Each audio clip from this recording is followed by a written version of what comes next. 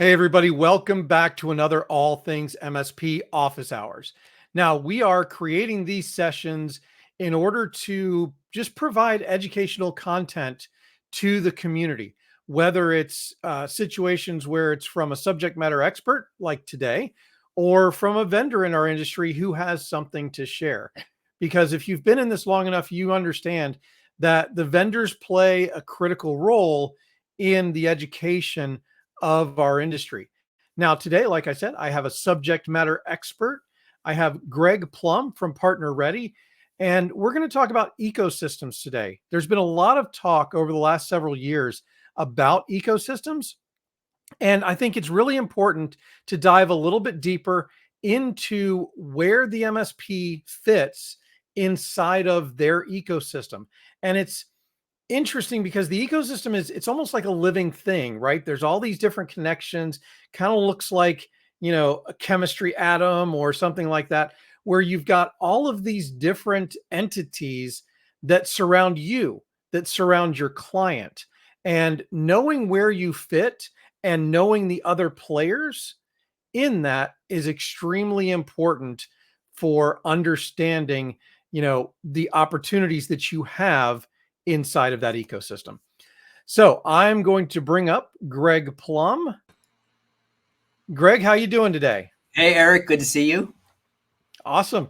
So I know, this, we're doing this on the heels of today, Facebook just being down. So if you're joining us from Facebook, we really appreciate the stick to itiveness, and hopefully that was just, a router glitch like AT&T and not, something malicious. So cross our fingers, because we all know that we probably are dealing with some incidents from that, some trouble tickets, because we know people just can't live without without Facebook. So, Greg, for just a second before I pull up the slides, introduce yourself, introduce Partner Ready, and tell us what we're going to talk about today.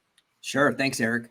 So I've been in the channel for since 2000, so knocking on 25 years, which is crazy. I've had, several channel chief roles with different types of companies. Grew up kind of in the communication space, which I know they're going to, some of my friends from that space are here today. And then shifted over around 2013 to the IT set of the channel, whole different play. But we've seen since then, obviously, they have absolutely merged. They've melded, and it was the birth of the concept of the MSP. I remember when we first started hearing about a solution sell and the concept of an MSP. I mean, it's probably going back maybe 10-ish years or so. And now it's great because, MSP folks on the call here, congratulations, you all are the prettiest girl at the dance. Everybody wants to work with you. What we're here to talk about today is really what this whole concept of ecosystem is and why it's important to you all, how you can leverage it. It's not a conversation just for the SaaS leaders. It certainly applies there, but also you all are a very real and viable and critical part of that ecosystem. How do you make it work for you? That's what today is all about. So I'm excited to do this. I am a fractional channel chief, partnership ecosystem guy with Partner Ready. Been doing this for about 2.5 years, I guess, fractionally. And the amazing thing is, no matter who I talk to, they basically have the same challenges, and we're using this similar strategy to help them go to market, leveraging these concepts that are not hard, but they're just very focused and a little bit of a different perspective. Awesome. So, Greg, I have gone ahead and pulled up your slides, and people can see both of us there. So if you have questions for me as we're going through, that's great. Or if I have questions, more importantly, for you, hopefully from the audience. If you're in the audience, if you have questions during this, please go ahead and share them, and I will make sure that I share them with Greg. Perfect. Thanks, Eric. So I'm advanced, right? You got my slide, my ecosystem slide here? Okay, everything looks great. Yeah. So Eric, you couldn't have teed this up any better, and we didn't even practice that. Talking about the ecosystem and kind of what it means historically. And this is the ecosystem we learned about in school, right? In grade school, how everything's kind of intertwined and they each depend upon the other factors, other elements for their own survival and to really thrive. Similar concept, but that's not what we're here to talk about today. We're going to talk about more of the tech ecosystem, and it's all of the different players, different solutions, different platforms and the consultants that are a part of really helping the customer get their job done. So we're going to focus on the tech side of things. Now, it begs the problem. Here's what oftentimes happens, and I get this question a lot. Hey, I want to build a partner program, or I want to build a channel program. And we, we'll get into the difference between channel and ecosystem in a little bit. But the first question, what we want to make sure we ask, the first thing we really don't want to ask, and I get this all the time, is who do I know? If I have a product, I have a service, I want to bring it to market. The first question, the natural question to ask is, who do I know that can sell my product? Well, the problem is that's the wrong question to ask. The right question to ask is really, who is my customer and who is impacting my customer? Because what that does is it paints a very different picture. If you're building this all around you and who you know, that's more kind of, I call it an ecosystem. That's really not what's important here. It might make you feel good, but that's not going to get the job done. What we're looking here is really focus on the customer, your ICP, your ideal customer profile. And we're going to use that lens. If you start through your own lens, you might get a few partners, but it's not the strategy that we want to follow because it's not scalable and it's not repeatable. So big old X on that one, right? Don't ask that question. When you want to build a partner program, it's not who do I know? Doesn't matter who you know. There may be overlap, but that's incidental. It's really around who my customer is and how they're getting their job done. Okay, so I do much better when I get examples, things thrown at me about real world. So Partner Ready, we use this example of NASCAR or IndyCar, where you got the driver racing around the track, right? Eric, are you a fan by chance, NASCAR or Indy? Eric, you with me? Did I put you to sleep already? No, but I did. So in order to respond to some of the things in the chat, I went on mute so I could type because I have one of those loud clickety clack keyboards. All good. Yeah, need to learn to unmute myself when it's appropriate. We've only been doing this since before COVID, but that's okay. So NASCAR a little bit, Indy not so much, but I have so many friends who are into it. I kind of feel like I'm a little bit involved. All right, so let me ask this question. You got the driver racing around the track, right? Or it could be any kind of racing, right? When they are, they pull into a pit stop, what happens? Do you know? A lot of things. A whole bunch of people jump out from seemingly nowhere and start doing things to the car. Exactly. What happens? They get swarmed, right? They get swarmed by a dozen or more people with a single job, with a common goal of getting that driver back out on the track as soon as possible. That's their entire existence. So what we're going to do is we're going to use that analogy and think about yourself when you're talking to your customer. Your customer is that driver. If you're building an ecosystem, you put yourself in the driver's seat. Wrong seat to have. That's not where you want to be. We're going to put the customer in the driver's seat. From there, what we do, Eric, we drill down and we start to look all of these different players. Who are they and why does it matter to us? So we've got marketplaces. Think about, Microsoft, HubSpot, Salesforce, or these different platforms that have built their own ecosystem of professionals that can help them with integration, other bolt-ons, through APIs. There's a whole other world that may be potentially impacting your customer. Member organizations. I started my career at a bank. Oh my goodness, a long time ago, and we sold our credit card. It was a credit card exclusively through. We created an affinity program or multiple affinity programs. We never sold Visa or MasterCard. We sold the American Dental Association MasterCard, or we sold the Ducks Unlimited MasterCard, or BMW Owners of America MasterCard. You can see the power there. So different organizations. So know which your customer, do they belong to any organizations? That's a very powerful component.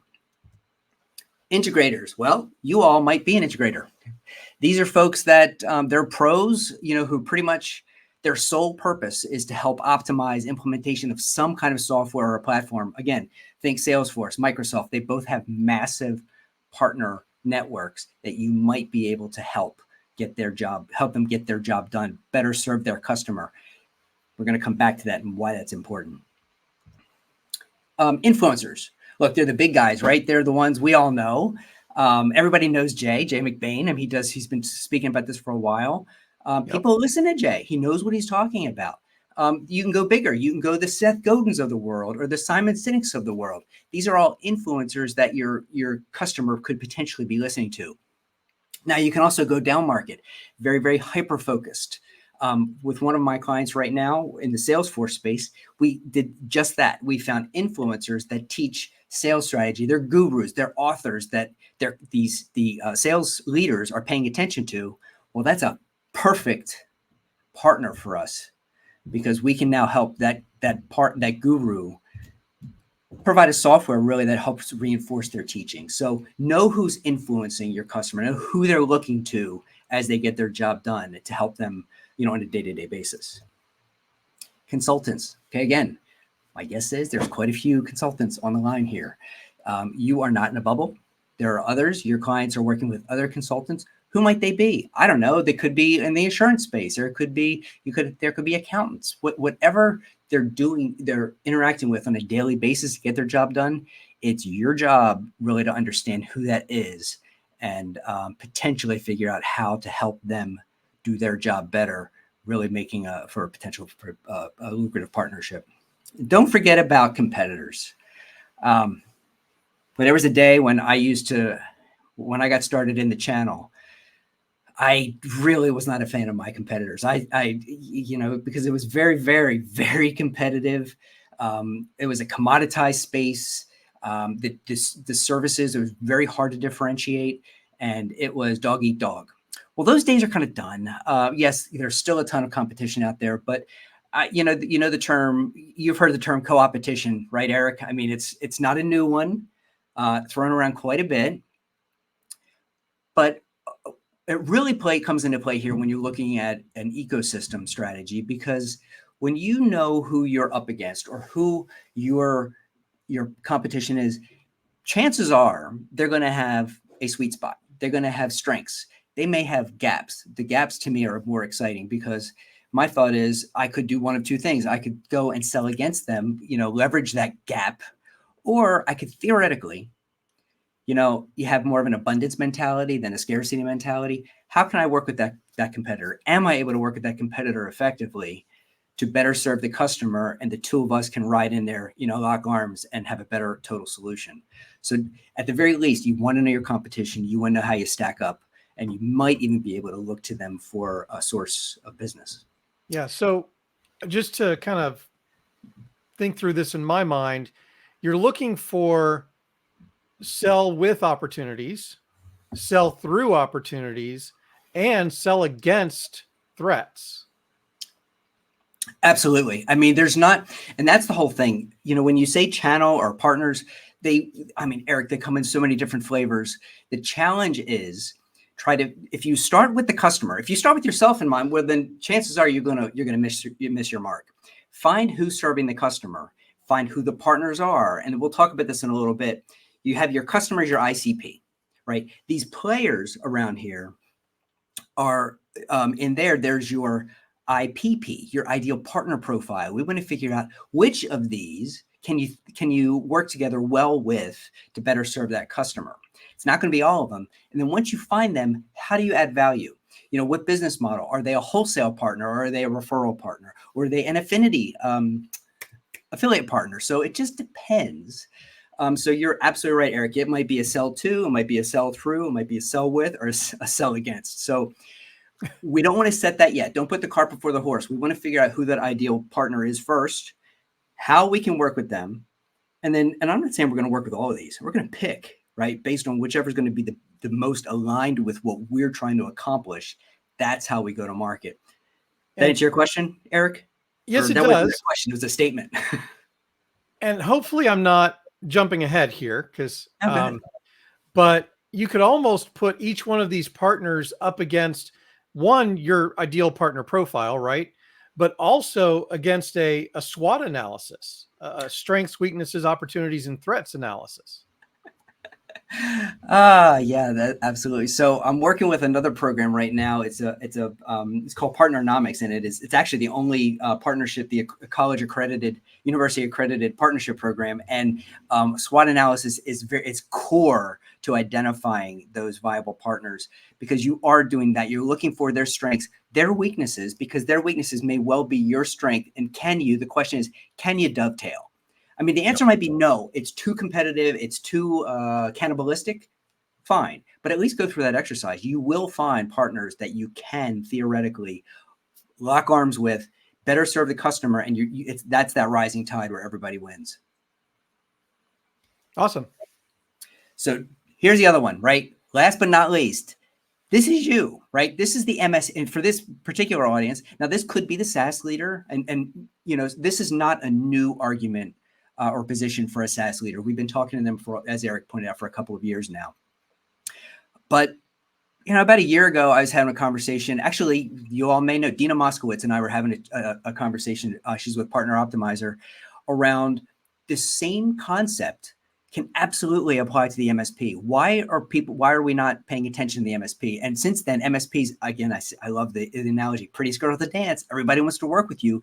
Why? Because you've got that trusted advisor relationship with your customer. And that is the quick route to market. Now, not all MSPs are going to be the ideal fit for you. I'm talking to MSPs now, but I know there's some SaaS providers on here as well that are going to see this. It doesn't matter which seat you're sitting in. There are opportunities to lock arms. The question is, which are going to be the ideals for you to forge that route, that expedited route to the ICP. You both have the same ICP that you're serving. How do you do it better together? And that's where the tools that are out there, and you've seen either account mapping tools, Crossbeam is out there specifically for this purpose. Dina does have Partner Optimizer to identify. Once you identify your IPP, how do you go, all right, now who can we market to? Who can we actually share our message to get more partners that match our ideal? Okay. What does this look like? So, we're gonna leave NASCAR for a little bit, and this is a real world. Like, when you sit down with a customer and you really try to analyze what we call it the value chain of the customer. It's how they're getting their job done. And the basic questions to ask is, who are they buying from? How do they buy? On a daily basis, they have what is the quote unquote, and I love this, the job to be done. Once you identify that and you figure out all the different moving parts, that now you're starting to get a glimpse as to how you can be more valuable in helping them get that job done.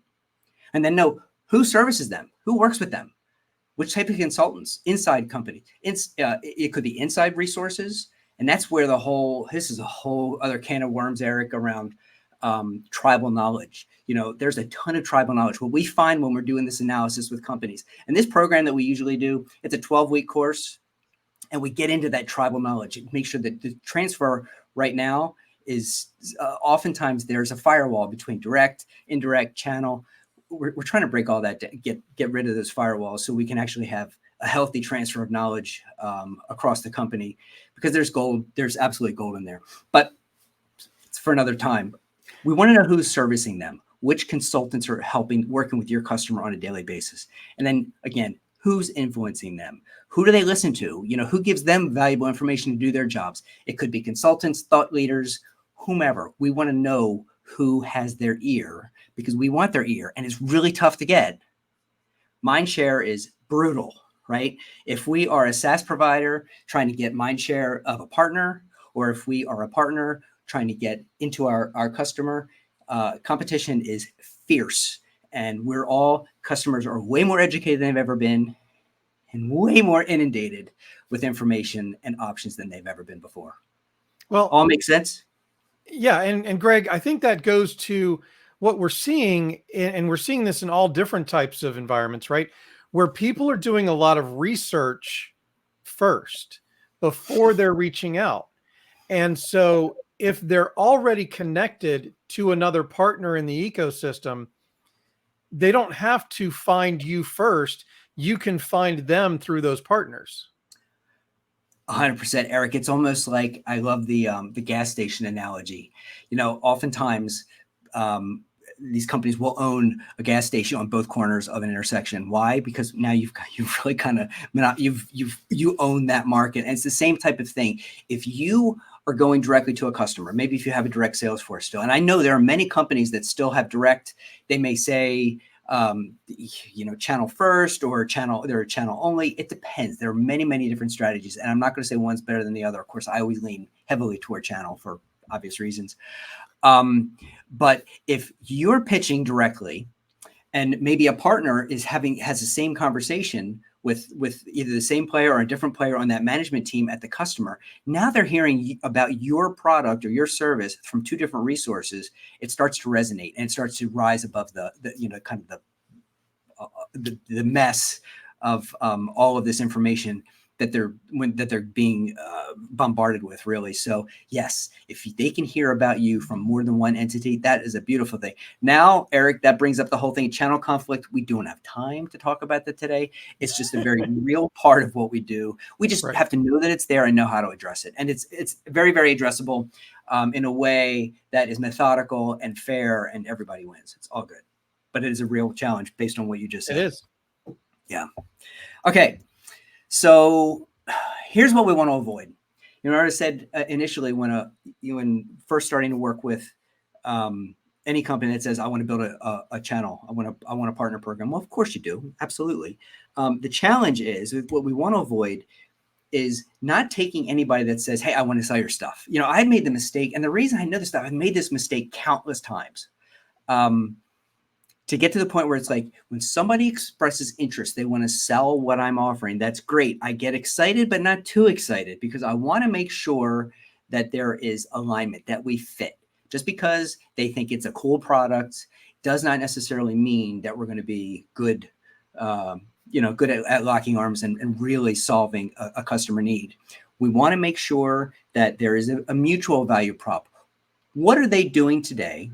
Do they have, it's really about the ICP. Do we have the same ICP? They may be doing a great job in their niche, tackling their problems. We may be doing the exact same, but we may have a different ICP. If that's the case, we're never going to align. So we have to make sure that there's alignment around, and this is the whole analysis you do initially. Align on the ICP. And then the question is, once you know that ICP, then you have that ideal partner. What can you do to increase your value? What is your value prop to that partner? Once you start telling that story, they're going to pay attention to you. That's what it's about. And then you're no longer selling to them.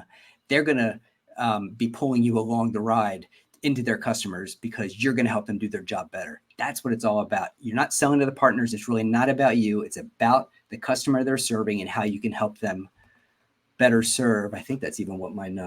Yeah. The ultimate goal is help your partner better serve their customer, and they're going to be a partner for life.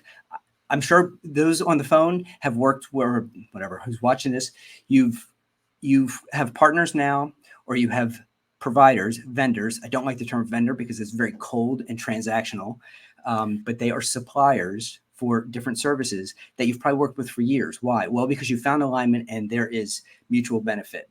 That's the goal. That's what we're really gunning for here. Now, Nirvana, what's it look like? This is Nirvana. You've seen this, right? You've seen these racing skulls when everybody, they all have a singular focus. They're all rowing the exact same direction. Timing is impeccable. Now, I can assure you, in any channel sale, any tech sale, there is no such thing as impeccable timing. There are always drop balls. There are always things to address. That's why we have our service level agreements, and we just make sure everybody kind of does their part. But this is the goal. The goal is to be aligned. And you can only do that when you're looking at this, starting with the ICP, determine your IPP, and from there, you figure out how you fit, how you can help really ultimately that customer. What do you think, Eric? Making sense? It does. It makes a lot of sense, because we've also seen the opposite of that picture, right?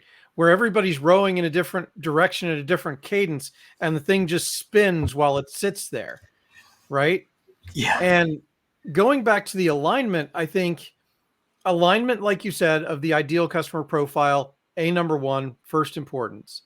I think also alignment with their go-to-market, because if you and they align on your go-to-market strategy, it's going to be much more powerful.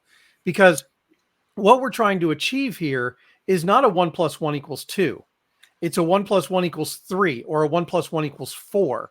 We're trying to get multiplication rather than just simple addition. Now, I do have a question in the chat. Sure.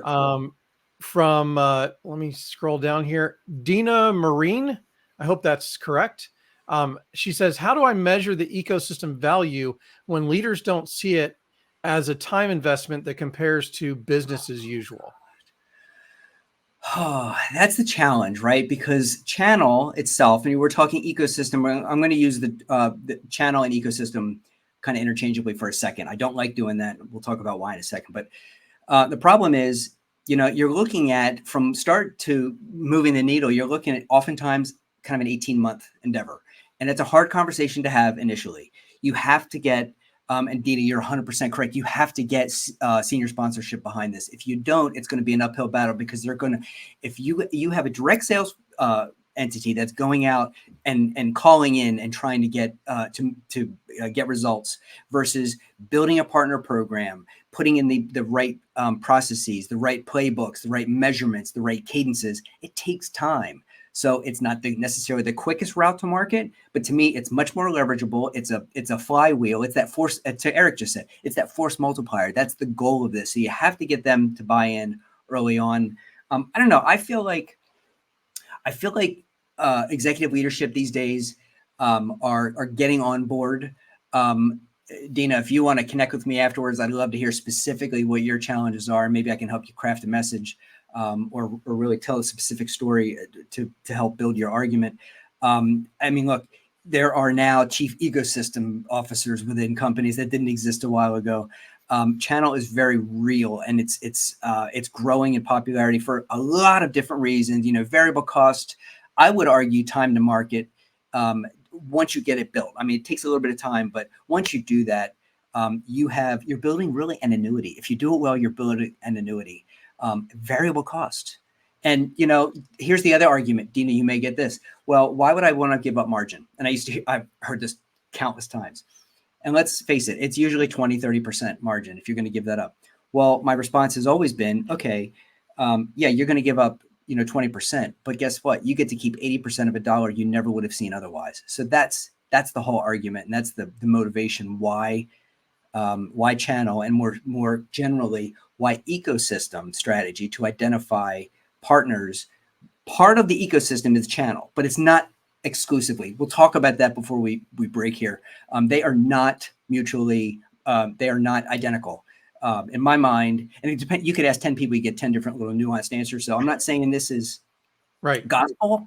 I'm saying this is what I live. Channel is a subset of the ecosystem. So Dina had another question, kind of a follow-up to that. Sure. And she said, basically, because of her work situation, she had to abandon the ecosystem because she can't measure it in HubSpot at her new employer. And I think this brings up, a really good point about metrics and goals. One of the things with the picture on your slide right there is that you have to have a goal to row towards, but you also have to be able to measure progress towards that goal. So how do you kind of go and do that? I know it's a deeper subject, but if you can just give us kind of the high level. Yeah, look, there's a whole cottage industry that's cropped up because of this. There are PRMs out there now, with CRM, right? The customer relationship management. There are now partner relationship management software platforms specifically for that, to be able to attribute the sales that are coming in properly. And it's no longer, channel historically has been a very, one way, back and forth. It's, I guess, two way. Now with ecosystem, think of that highway, if you look at it from from a plane or a helicopter, there are all kinds of the on roads and off ramps. It's a matrix environment, but there are now systems that are being developed specifically for that, to be able to properly track the source of these deals. And sometimes there's a rev split. It just depends on how they work, but there are specific software to that. So HubSpot, Dina, to your point, may not capture the data that you need to be able to build your argument, but there are tools out there that can. And if you want to message me offline, we can cover that.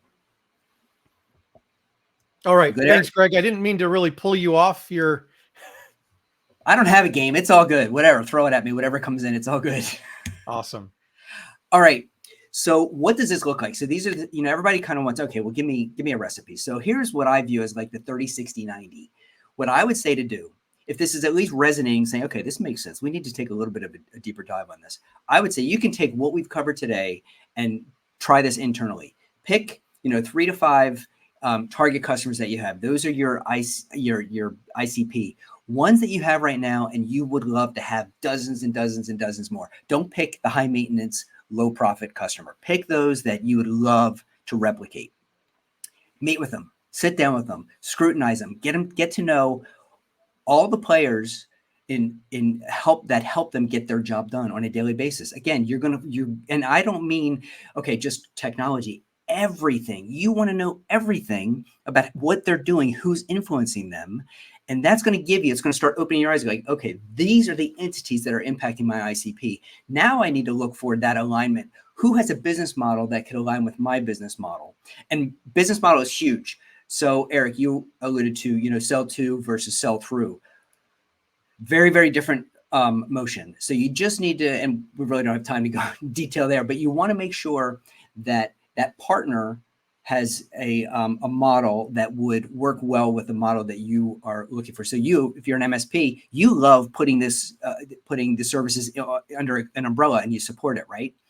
Single invoice. Well, you want to make sure when you're looking at different providers, you want to make sure they can support that. They may only have a referral model where they want to bill it, put it on their paper and pay you a commission. That may or may not work for you. So those are the types of questions you want to ask.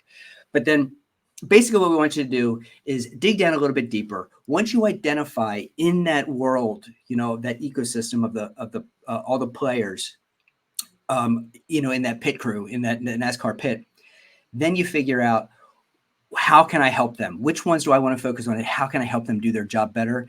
Now you've got your IPP. Now you've got a marketing strategy to go out, tell your story to get them into your mix.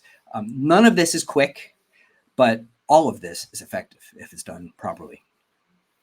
Anything else come in, Eric? Any questions? No questions, but we do have some interesting stats. Okay. Amy Luby is in the house. Nice, Amy. In case any of you know her, definitely one of the leading channel chiefs in our industry. She shares that partner-led motion stats from Partner Stack and Reveal show that there's a 465% higher opportunity win rate, a 99% higher,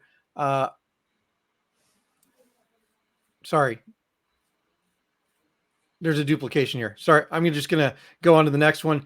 11% shorter time to close. That's huge. And a 432% increase in partnership revenue.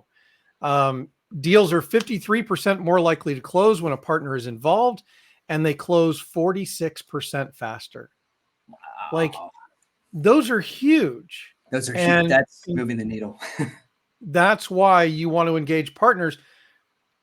Just like the SaaS vendors that partner with you, you want to find partners that you can partner with to get the same leverage.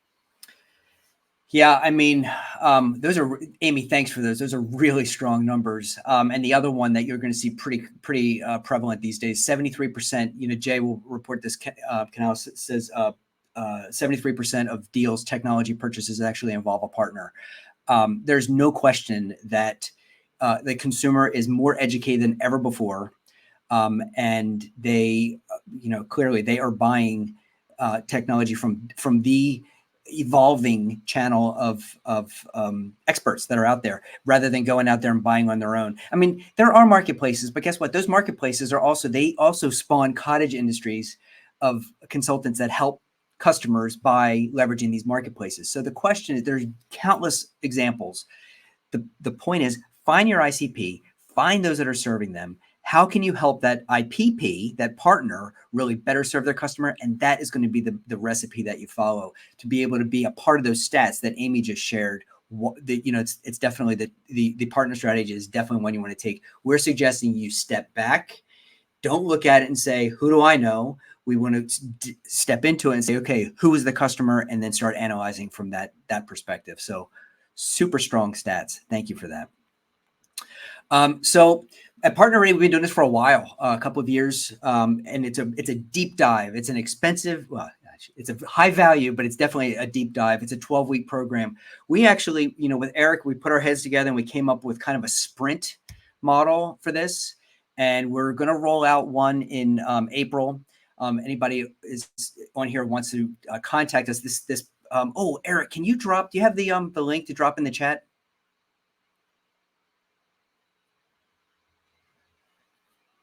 Eric, you muted. But this is starting April 3rd. It's actually, instead of a 12-week program, it's a sprint.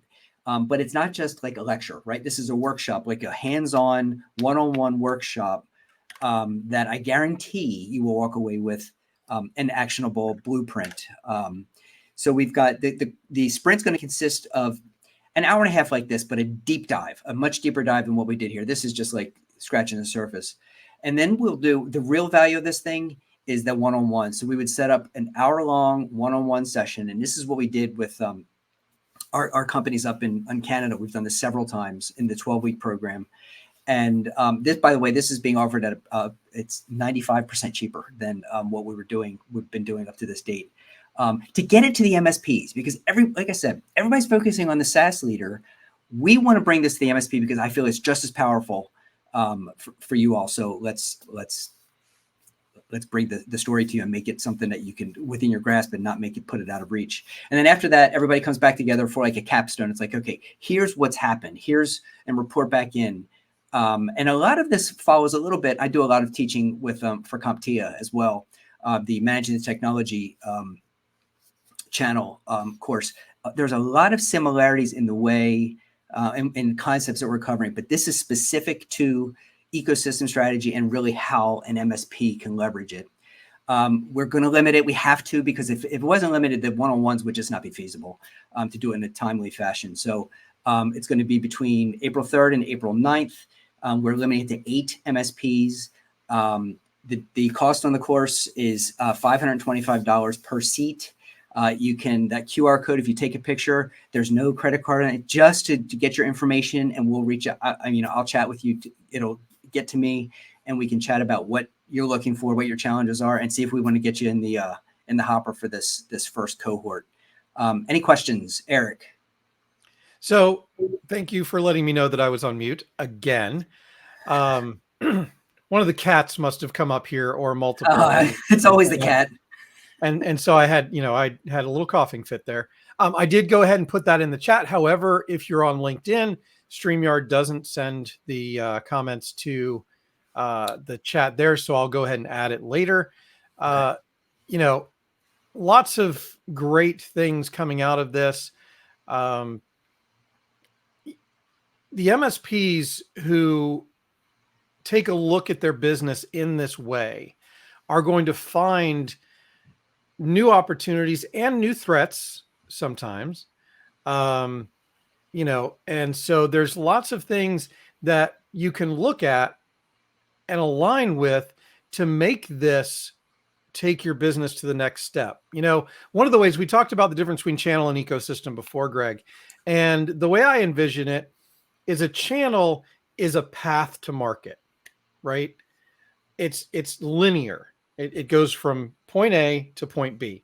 Yep. An ecosystem is the larger picture. It's all of the different channels, all of the different pathways that someone can take in order to get to a result, or get to, in this case, an ideal customer profile.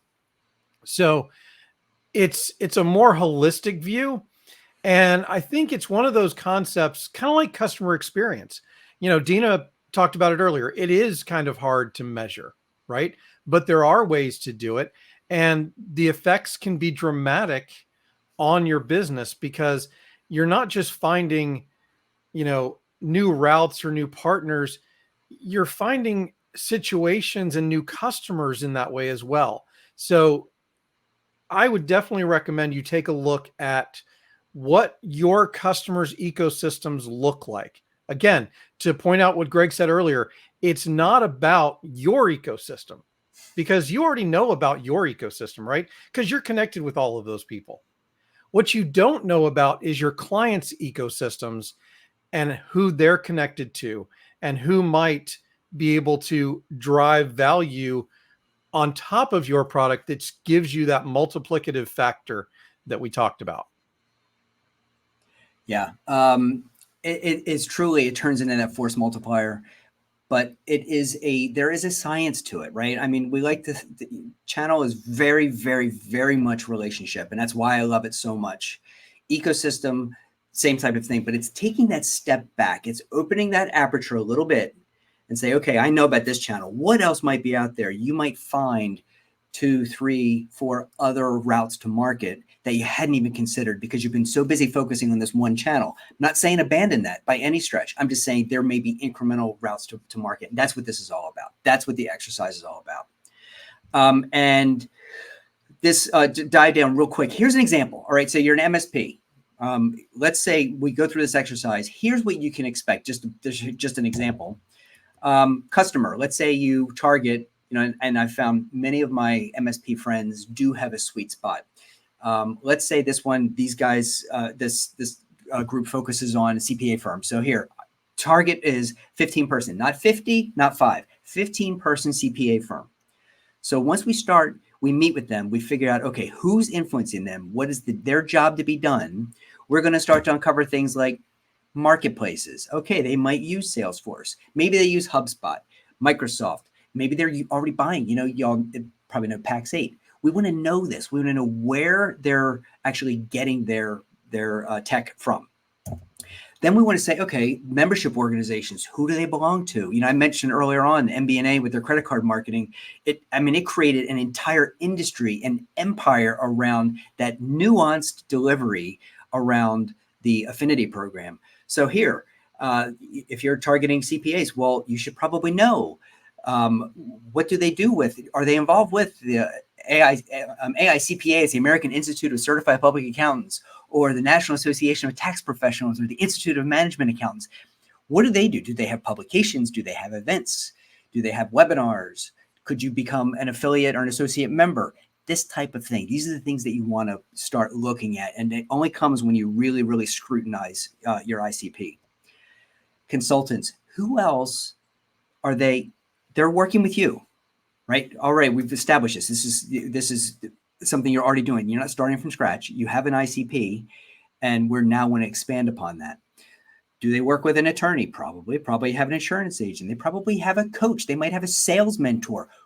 Whomever's touching them, we want to know who that is, and we can try to figure out, could this person or this entity be it'd be a person, or it could be an entity, right? If it's an organization, a membership organization, can they help us better align with our customer and help them get their job done?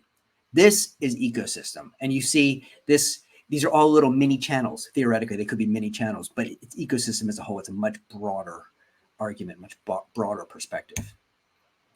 And here's what we do, right? We take that analysis and we walk right through this analysis. So what you'll do at the end of that workshop, you're going to walk away with a blueprint. That's the goal.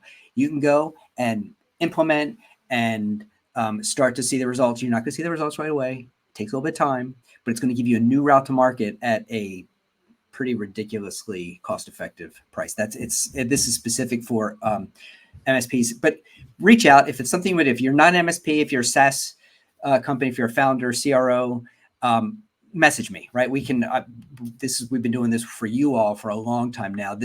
Taking this argument or this concept to the MSP is a little bit unique, a little bit new, and super exciting. But we're not trying to cut out SaaS leaders either. Everybody can win in this game. Look, that's really all I have today. And we're exactly, I think, where we wanted to be time-wise. If you all want to, I'm a LinkedIn junkie. If we're not already connected, we may well be connected. If we're not, scan here. We would love to connect, hear what you think of, this whole concept, and any questions. If you want to chat about this, my wife is sick and tired of hearing about ecosystem and channel every years and years. So I need a new audience. I need new people to collaborate with.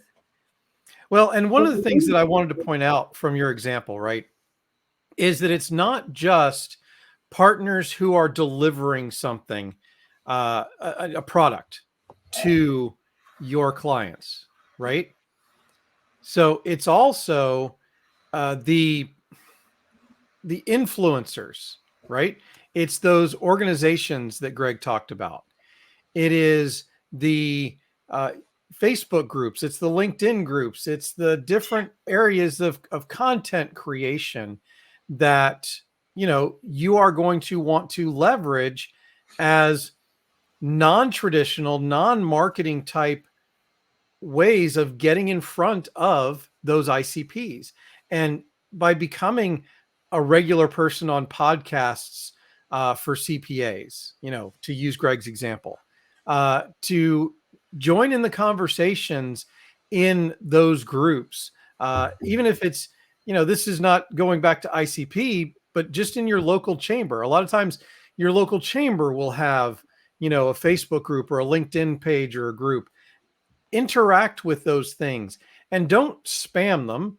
Don't originate content, but be a part of the conversation. When somebody asks a question that you have the answer to, engage, make a comment, and that will gradually get you in front of more and more of your ideal clients so that you can increase sales and increase revenue. Yeah. And, Eric, that goes right back to marketing 101. Know where your customer lives, know where they are, know the platforms, know where they spend their time and who's influencing them. That is really to have that leverage route to market. So it keeps you from having to shout your message. It gets whispered by other trusted resources instead of you having to shout it yourself. Yep. What else? Anything come in? Nothing else. Although Dina says that she's going to be embracing this approach with her new job and new partners. Next week at Channel Partners, she's going to seek out the adjacencies. And that is exactly what it is. It's all of the people, all of the companies, all of the influencers that are adjacent to your clients. Well, go have fun at Channel Partners. I wish I was there. You can only be at one place at a time. CompTIA, CCF is the exact same time. Yep. So I haven't figured out how to clone myself just quite yet, Eric. I mean, once we figure that out, that'll be another podcast, I'm sure. But Dina, please do. If you have any questions, don't hesitate to reach out. I wish you the best with this. And it's cool, right? New endeavor. Here's an opportunity to go and try this strategy in a whole new shop. Yep. And Frank comments, see you in Chicago. Yep. Will do, Frank. Excellent. Frank, looking forward to it.